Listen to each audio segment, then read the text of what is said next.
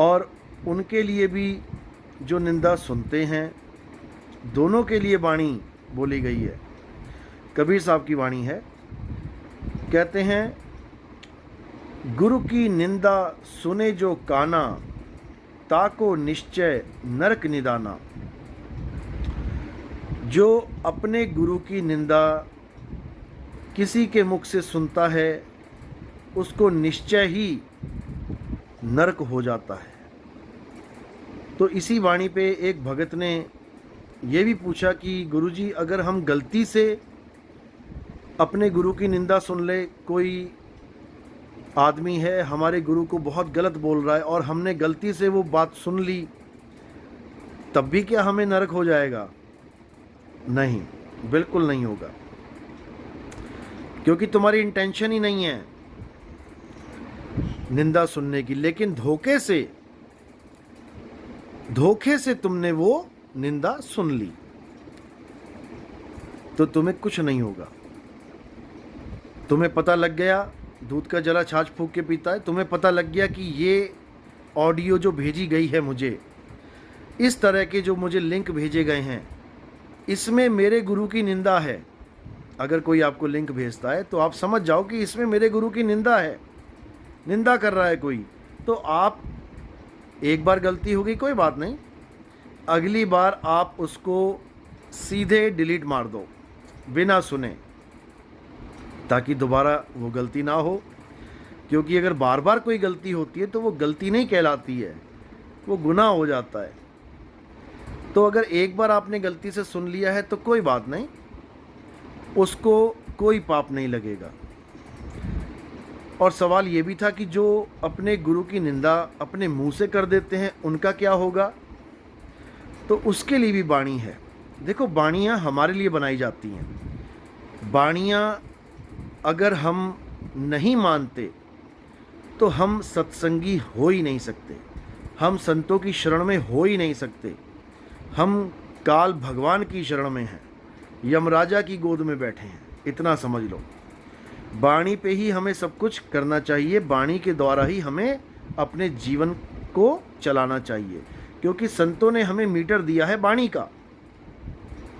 अब सुनने की तो बात हो गई कि गुरु की निंदा सुने जो काना, ताको निश्चय नरक निदाना।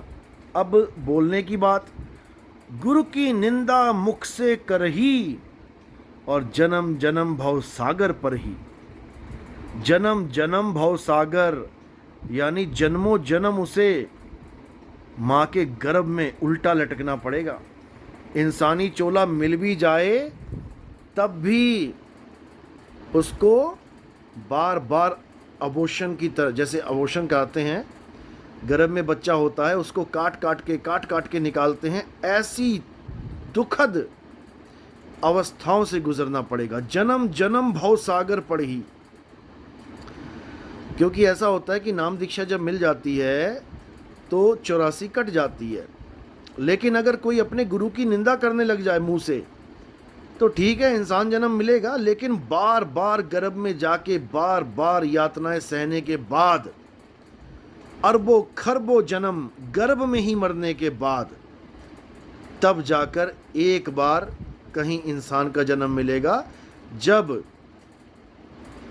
जीव की हालत खराब हो जाएगी, तब जब पल पल माफिया मांगता फिरेगा, तब। नहीं तो परमात्मा दया नहीं करता ऐसे लोगों पे। याद रखना, मैं हमेशा कहता आया हूं कि हमारे संगत में, हमारे पास वो आदमी कभी गलती से भी ना आए जो अपने गुरु को गालियां देता है। जैसे पिछले गुरु के पास आप बैठे हो 20 साल से, अब आपको लग रहा है कि अरे उस गुरु ने तो मेरे 20 साल खराब कर दिए, उसका नाश हो जाए, कीड़े पड़ जाएं। अगर ऐसा तुम बोलते हो, ऐसी भावना रखते हो, तो ये पंथ तुम्हारे लिए नहीं है भाई। क्योंकि वो गुरु भी कुछ दे के ही गया है आपको, आप तो उस काबिल भी नहीं थे। क्या हैसियत थी तुम्हारी? अगर किसी गुरु ने तुम्हें कुछ दिया है तो तुम उसके ऋणी हो, और अगर तुम उसको ही गालियां निकालोगे तो तुम्हारी वो हालत करेगा परमात्मा कि तुम सोच भी नहीं सकते।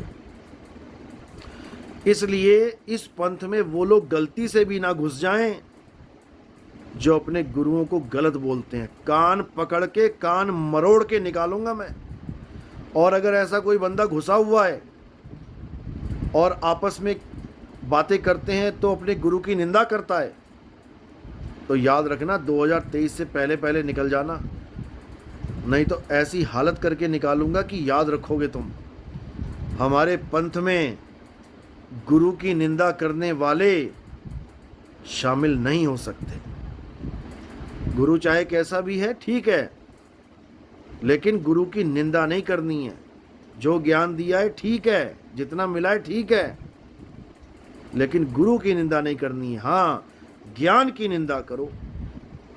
तुम ज्ञान पे जितना मर्जी बोलो कि ज्ञान गलत था, ज्ञान अधूरा था, लेकिन गुरु को गाली देना ये बिल्कुल भी अलाउ नहीं है।